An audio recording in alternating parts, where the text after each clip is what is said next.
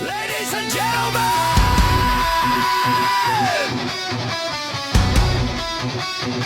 may I have your attention? Please, are you ready?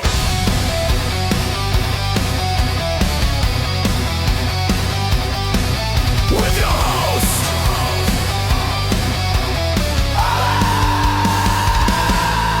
this is Trax. Good afternoon, Slashketeers and Slashaholics, and welcome back to the Trax Clubhouse. My name is Alex Vanover, and I am, of course, from the Trax Network. And this morning, this very Sunday, we're going to be deep diving, talking about, and just kind of going all in on the production, how the movie was made, the secret sauce, what we think about it. Pee-wee's Big Adventure, the 1985 comedy classic, kind of road trip movie. Absolutely love this movie. Spoiler alert, this is going to be like a love note to the film. So, Trax Reviews starts right now. And let's just get right into the business. All right, Pee-wee's Big Adventure came out in 1985. The director was a guy named Tim Burton. Maybe you've heard of him. This is actually his first film he ever directed. So this is his very first time running and helming a film, and damn, he did a good job. Did a real good job. You also might know him for Beetlejuice, Batman, Edward Scissorhands, Batman Returns, Mars Attacks, Sleepy Hollow, tons and tons of other things. This guy is a genius. He's got his definitely has his own style, and he is really loved and revered in the film industry. Has a lot of fans, and I'm one of them. The movie stars Paul Rubens, Pee Wee Herman. Maybe you've heard of him as well. He was in a cameo in the Blues Brothers. Excuse me. He was in a cameo in Cheech and Chong's next movie. He was in Meatballs 2. He was a voice in Flight of the Navigator. He was also in Big Top Pee-wee, Matilda, Mystery Men, Blow. He's done a lot of different TV shows, movies, late night appearances. Paul Rubens was definitely one of a kind, and there's no wonder that he blew up as much as he did in the 80s. Elizabeth Daily plays Dottie. She's like the bicycle mechanic. She's in Valley Girl, No Small Affair, Dutch, The Flintstones. She plays the voice of Bam Bam, a Goofy movie, the Rugrats movie, the Powerpuff Girls movie. So she does a lot of voices. She acts, but she's also like a voice actress too. Wreck-It Ralph. And then we got Mark Holton. He plays Francis Buxton, and he's kind of the heavy in this film. He's the bad guy. He wants Pee-wee's bike real bad, and he'll stop at nothing to have Pee-wee's bike. And he's got the resources and the means to have it happen. So Slashketeers pay very close attention to our boy Francis Buxton. He's known for Teen Wolf 2, The Naked Gun, A League of Their Own, Little Giants. He plays John Wayne Gacy in the film Gacy. He's creepy AF in that movie. Leprechaun Returns, which I believe came out in 2018, probably straight to video or straight to streaming. Diane Salinger plays Simone. She's in The Butcher's Wife, Batman Returns, The Scarlet Letter, Ghost World, and Pee-wee's Big Holiday. She also appears, well, I already mentioned it, but she appears with Paul in Batman Returns and his Tim Burton, the Tim Burton film. They kind of must have been collaborating partners because they're in a lot of stuff together. I kind of like to imagine that they were good friends because they did a lot of stuff together. All right, Ed Hurley plays Mr. Buxton. You might know him from Police Academy 2, Their First Assignment, Who Framed Roger Rabbit, and Malcolm X. He was kind of like a radio guy. Not a lot of TV and film credits to him, but definitely a big presence on the film. I definitely remember him. Definitely a certain rich, kind of like entitled look to him. Then we've got Alice Nunn as Large Marge. She was in Mommy Dearest, Thrashin', Trick or Treat, and 3 O'Clock High. And I would be honest with you and say that the Large Marge scene might steal the entire film. And she's on screen for like 2 minutes. Definitely memorable. She knocked it out of the park. I guarantee she was known as Large Marge for the rest of her life. There's cameos from Cassandra Peterson, Jan Hooks, Jason Hervey, Phil Hartman, who of course co-wrote the film with Paul, James Brolin, Morgan Fairchild, and even Twisted Sister. And if you look really closely, the man who played Zombie from Pee-wee's Playhouse is also in this film as well. Let's go to the reviews sponsor today, and let's check out what kind of breakfast cereal we need to have while watching this film. New Mr. T breakfast cereal. The cereal with the dynamite taste presents Mr. T Talk number 1. Hello, Mr. T here, and today I'm talking school. Getting an education. You just gotta have it, kids. So study hard, listen to the teachers, and learn something new every day. You'll be a better person. And remember, do the best you can every day. Mr. T, the delicious, crispy sweet corn and oat cereal, part of a good breakfast. But remember, you need the whole breakfast to do your best every day. I could go for some Mr. T cereal right now. That cereal was so good. It was just basic, but it reminded me of kind of like a low-key Captain Crunch style cereal. Love those little T's. Mr. T was always trying to do something good for the kids. I mean, he had a really bad reputation as being moody and kind of difficult, but if you look back at his body of work, he was always trying to spread a positive message, and I really appreciate that about him. He was a good guy deep down. This movie was released on August 9th, 1985. In the USA on a budget of $7 million. The film grossed almost $41 million domestically. So I don't know what the worldwide total was, but domestically it absolutely kicked A. Almost 6 times its budget. So it was like a massive hit. And this is back in the day when $100 million back in the late 90s, early 2000s was kind of like the bar for making a film and having it be profitable. But in the mid 80s, if you made your movie for $7 million and you grossed over $40 million, you're killing it. Pee-wee just dominated on this one, knocked it completely out of the park. What did critics have to say about this film? Friend of the channel, Roger Ebert, was actually impressed by this film. He liked how innocent, playful, and truly eccentric the film was. He liked how the film created a whole fairy tale universe comparable to Alice in Wonderland and Lord of the Rings. So this is a rare occurrence on Slash Trax Reviews where Roger Ebert likes something that I like. So that's... Didn't have that on my bingo card. His friend, Gene Siskel, also friend of the channel, he did not agree with Ebert quite as much on this film. He gave the film a 0-star rating, so 0. Nothing. He also included the film in his worst of 1985 list. The most barren comedy I've seen in years, maybe ever. So definitely... Tell us how you really feel, Gene. On Rotten Tomatoes, pretty solid across the board. Critics, 78%. Audience, 79%. So this movie is a hit. People like it. Everybody likes it but Gene Siskel. Let's do some fun facts and production notes about this film. So Phil Hartman, SNL legend, 90s film and TV actor. Just a really solid comedic talent. Definitely missed, gone way too soon. Phil Hartman co-wrote the film. He was also on Pee-wee's Playhouse for the first year or two. He was Captain Carl, like the fisherman, the sea captain. The idea for Pee-wee's Playhouse came up at the Pee-wee's Big Adventure premiere. So this is a fun fact. So Pee-wee's Playhouse was envisioned or propositioned at the premiere for this film. CBS executives approached Pee-wee at the premiere and asked him if he was interested in doing a cartoon show. Pee-wee, in turn, asked them a question and asked them how they felt about live action. The show debuted a year later, so Pee-wee's Playhouse was only a year after this movie. So Pee-wee's just like success after success. Pee-wee's killing it in the mid-80s.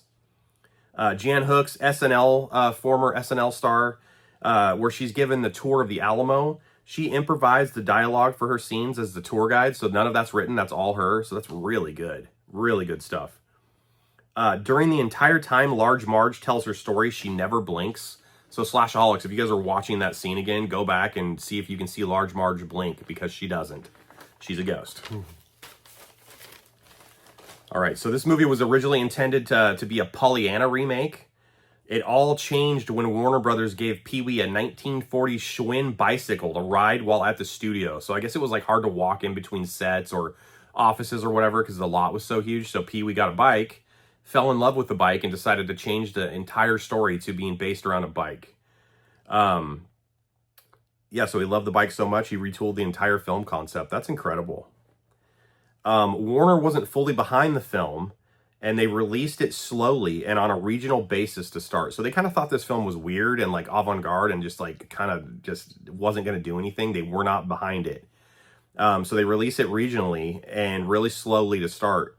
When the movie was popular and started making money, even in that situation where it's being slow rolled, the Warner Brothers got fully behind it, cranked all the merchandising, all the commercials, all the publicity behind it, and it became an even bigger hit. So I wonder what would have happened to Pee-wee's Big Adventure had they been behind it from the start. I mean, are we talking about $100 million? Who knows? They handicapped themselves from the beginning. When Pee-wee returns after he discovered the bike was stolen, so that scene where he comes in, his bike's gone, he's like, Dottie, and he's got his horn. His white complexion was from a terrible flu he was battling while on set. So he's got a terrible flu, but it's perfect because it looks like the color drains from his face. So that's just like kismet. That was like supposed to happen.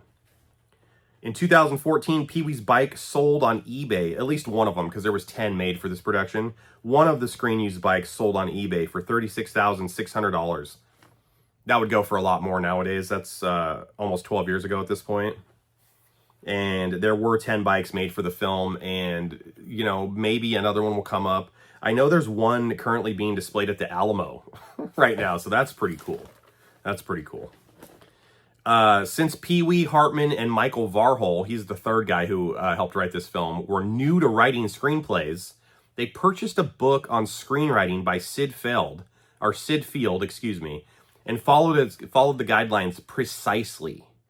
It resulted in a perfectly structured screenplay and a 90-minute film with a 90-page script, with acts beginning and ending at the 30-minute and 60-minute marks. So just like beat for beat, moment for moment is from this book they got. And this movie is actually used as an example for future prospective screenwriters. They're like, if you want to write a movie and you want to do it correctly, watch Pee-wee's Big Adventure. It's just insane. It reminds me of when the guy who wrote The Godfather, who had never written a movie before, he wanted to see, or forgive me if I butcher this, he wanted to learn how to write a screenplay correctly, and it was like, see Godfather, and he doesn't know how to do it. He wrote The Godfather, and they're telling him to look at The Godfather. It's crazy. Let's go to our second show sponsor before we start kind of getting into the other minutia and the first time seeing the film and all that good stuff. So let's go to the second show sponsor right now. No TV, no TV. What? No. Hello, I'm Pee-wee Herman. Talking Pee-wee is really cool.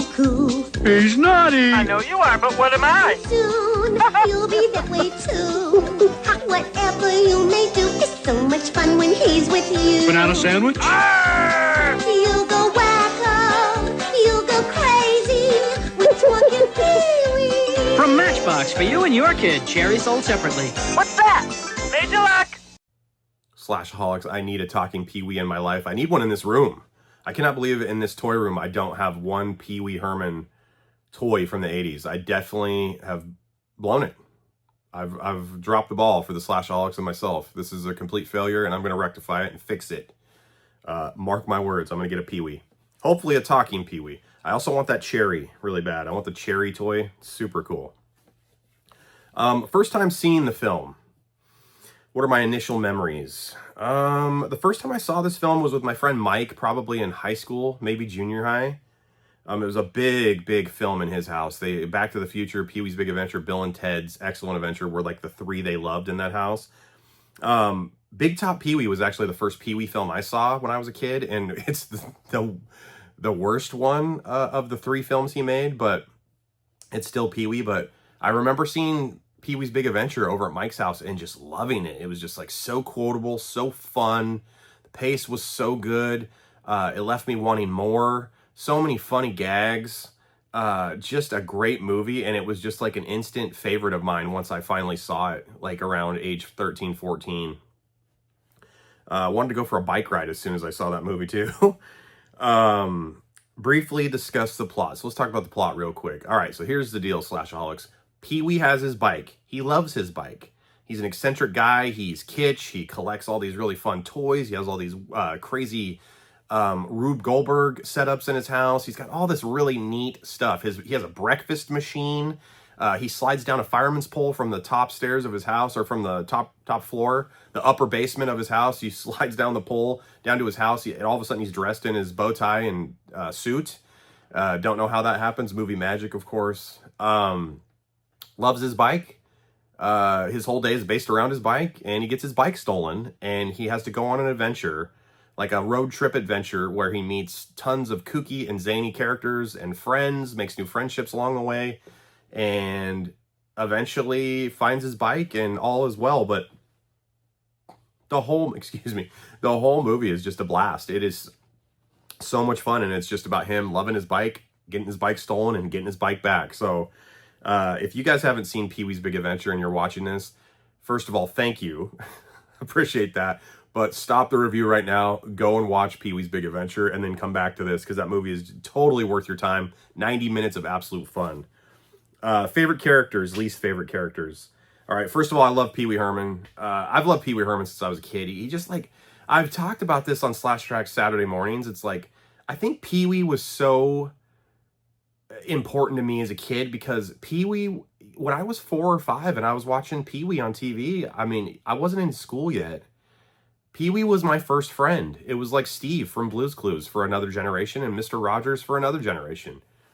Pee-wee talked directly to the screen. Pee-wee was talking to me. Pee-wee was talking to you. Pee-wee was fun. He had his own playhouse.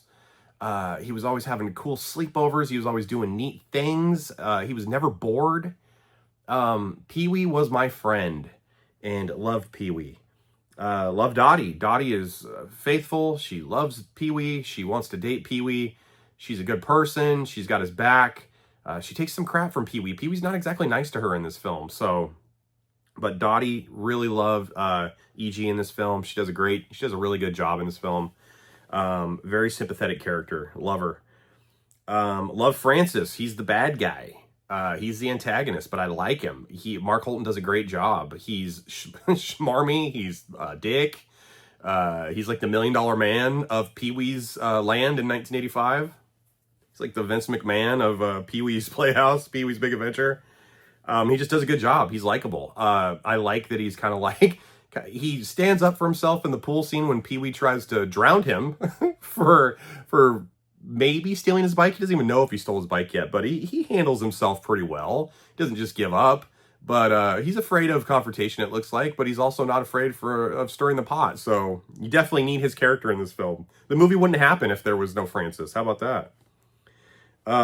I do not like Jason Hervey's character when Pee-wee goes to the studio and he's going to find his bike, and Jason Hervey's using his bike for a production. Can't stand the way he acts. He's obviously doing a great job because he's supposed to be a little brat. So can't stand him. Did a great job. Like a heel wrestler. He's doing his job if you hate him. Don't like Francis's dad. Another guy doing a good job. Kind of just like Francis can do no wrong. I had a lot of friends growing up whose parents were like that, with kids I knew that were definitely doing wrong. And I couldn't stand the parents, couldn't stand the kids. So reminds me of kids' parents I grew up with. Don't like the bike thief. Bike thief drives me crazy. Really basic, generic, like kind of thug. Not really. He reminds me and looks like Walt Flanagan from Comic Book Men. I don't know if you guys have seen that show. Very similar look, very similar speaking pattern. Don't like the hobo on the train. Super annoying. Reminds me of my dad when my dad's drinking all day long. It kind of looks like my dad, honestly. Yeah, not a big fan of the hobo. Drives me nuts. I think he's also supposed to be annoying, so he does a good job. So all the guys that I don't like, I'm supposed to not like, except for Francis. Like Francis. So what are you gonna do about that? All right. Did I enjoy the storyline and plot? Absolutely. Love this movie. Plot's pretty basic. Love it. Easy to follow. Pacing is phenomenal. Great jokes. Just love all the side characters, love all the side gags, love all the background gags, love all the inventions. I love the color of this film. I love the way this film is shot. I love everything about this movie. This is a great film. Favorite parts, least favorite parts. I love the breakfast scene. The only thing that makes me mad is that he doesn't actually eat his breakfast.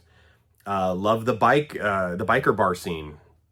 They want to just destroy Pee-wee. They want to kill Pee-wee. They want to unalive Pee-wee. But he does his dance to Tequila, changes the game, totally flips the script. Everybody loves him at the end of the scene, even though he knocked all their motorbikes over. Love that scene. What else do I like? Oh, love the scene where Pee-wee is going over the bike robbery with the whole town. I always make jokes about like, oh, I've got this board and I've got, you know, strings attached to this and stuff. I've got theories and thoughts. Well, Pee-wee's like actually doing that on screen. I just love it. So funny. All the people in town want to leave because apparently it's been hours and hours of Pee-wee rambling on about the same stuff. I think that's just great. So funny. What else do I like? Okay. Does the movie hold up today? Duh. Yes, absolutely. I wouldn't be doing a review about it 30 plus years later if it didn't. Definitely holds up today. You could make that movie today. You'd have to tweak it a little bit because GPS, like Pee-wee would probably have a GPS on his bike. He'd probably find it immediately. You'd have to figure out a way that his GPS wasn't on his bike. You'd have to tweak some things to fit the technology for today, but the overall story and the road trip and everything, you could definitely have that happen. I also don't know, because he loses his wallet along the way, so he's relying on his friends and people he meets on the road. Nowadays, you know, with your cell phone, you can pay for things with your cell phone, so he'd also have to probably lose his cell phone. He'd be driving Walmart deliveries along each state or doing Grubhub to make money to go find his bike at the Alamo. Let's go to the news section. Let's go to the questions page. So this is kind of like where I just look and have thoughts and questions and ideas. So here's just some thoughts and questions about this movie. What is Francis going to do with the bike? He can't ride it outside. So what's he going to do with this bike? Just have like display it in his room? Is he going to ride it around his mansion? I guess he could do that. Why doesn't he have his dad just buy him an identical bike as Pee-wee's? They have the money. I need these questions answered. Leave the comments down below. What do you guys think about, why doesn't Francis just have his dad buy him an identical bike? And what is he going to do with this bike? Pee-wee's going to be onto him as soon as he rides it outside. Why doesn't Pee-wee actually eat his breakfast? This has bothered me since I first saw this film. He's got cereal, eggs, pancakes, all this stuff. He's not eating it. It's like an 80s breakfast commercial. I guess, which is fitting because this movie's from the 80s. So... But he's not, I guess this bothers me because as a kid, there were so many mornings we didn't have food. So it's like, you know, or we barely had anything. So it's like, man, I just hate to see stuff get wasted. It just immediately like annoys me. How about that? Same with Saved by the Bell when they go to the Max and they order cheeseburger baskets and none of them eat it. Or Big Bang Theory where they're raking their food. That drives me nuts too. Hate that. I basically hate any scene of anybody eating on film or movies. Or TV. How about that? What does Pee-wee do for work to afford all these amazing inventions, gadgets, the bike, his house? He obviously owns this house. He's not doing all these alterations if he's a renter. So what does Pee-wee do for work? They never address this. Who watched Pee-wee's dog when he went on his trip? So he goes on his trip forever. He's going to the Alamo. He's going to the movie lot. He's going to all these places. Who's watching his dog? I didn't see anybody set that up. I didn't see him ask anybody to watch his dog. Maybe that was a cut scene or a deleted scene, but I'm an animal lover, and that's like the first thing that popped up in my head. Here's a note. I love his booth in his kitchen. I just love that he has that diner booth in his kitchen. That is phenomenal. I would love to have one of those in my house, but they're super expensive. What's Pee-wee's water bill per month? So he waters the lawn with like this hose that like sprays water at like full blast everywhere. What's Pee-wee's water bill? Just running. He just leaves. He's going to the bike shop. He lets that run all day. What is the water situation in that household? I love the lines where Pee-wee says, I love that story. I'm listening to reason. And I also like when he's reported his bike stolen, he's talking to the police dispatcher and she's like, so what leads you to believe that the Soviets were involved with this bike theft? Just such a quick cut. So funny. Francis takes a bath in a swimming pool. Francis looks like he's about mid-30s here. I take baths from time to time. It's relaxing, but not in a swimming pool with chlorine. He doesn't even have any shampoo or anything. I mean, what's going on here? How many people has Large Marge picked up? Pee-wee's obviously not the only person she's picked up. The people in the bar and the restaurant know about Large Marge because they're shocked when he mentions her. How many people has she picked up and told this story to? Slashholics, leave the comments below. Let's take a guess.